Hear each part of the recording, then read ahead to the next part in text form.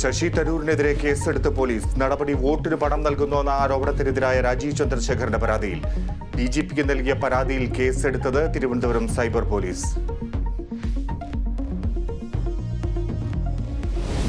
സംസ്ഥാനത്ത് പ്രചാരണം അവസാന ലാപ്പിലേക്ക് കളം നിറഞ്ഞ ദേശീയ നേതാക്കൾ. കേരളത്തിനെതിരെ സംസാരിക്കുമ്പോൾ മോദിക്കും രാഹുലിനും ഒരേ സ്വരമെന്ന് പിണറായി വിജയൻ.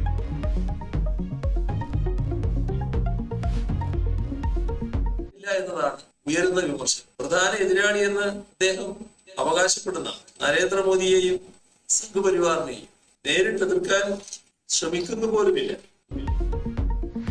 പിണറായിക്കും മോദിക്കും ലക്ഷ്യം രാഹുൽ എന്ന് വി.ഡി. സതീശൻ. പിണറായി വിജയനും പ്രധാനമന്ത്രി ശ്രീ നരേന്ദ്രമോദിയും ഒരേ സ്വരത്തിലാണ് സംസാരിക്കുന്നത്.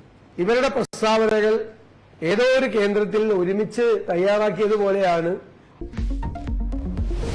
വീട്ടിലെ വോട്ടിൽ പരാതികൾ തീരുന്നില്ല. പത്തനംതിട്ടയിൽ മരിച്ചയാളുടെ പേരിൽ കള്ളവോട്ട്. ജില്ലാ കളക്ടർക്ക് പരാതി നൽകി LDF. കണ്ണൂരിൽ CPM-നെതിരെ വീണ്ടും പരാതിയുമായി UDF.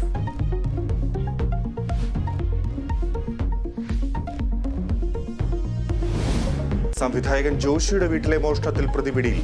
മുംബൈ സ്വദേശി മുഹമ്മദ് ഇർഷാദിനെ കസ്റ്റഡിയിലെടുത്തത് കർണാടകയിൽ നിന്ന്. മോഷ്ടിച്ചത് സ്വർണ്ണാഭരണങ്ങൾ ഉൾപ്പെടെ 1 കോടി രൂപയുടെ വസ്തുക്കൾ.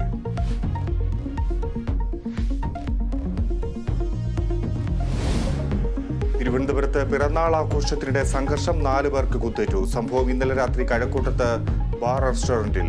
3 പേർ കസ്റ്റഡിയിൽ.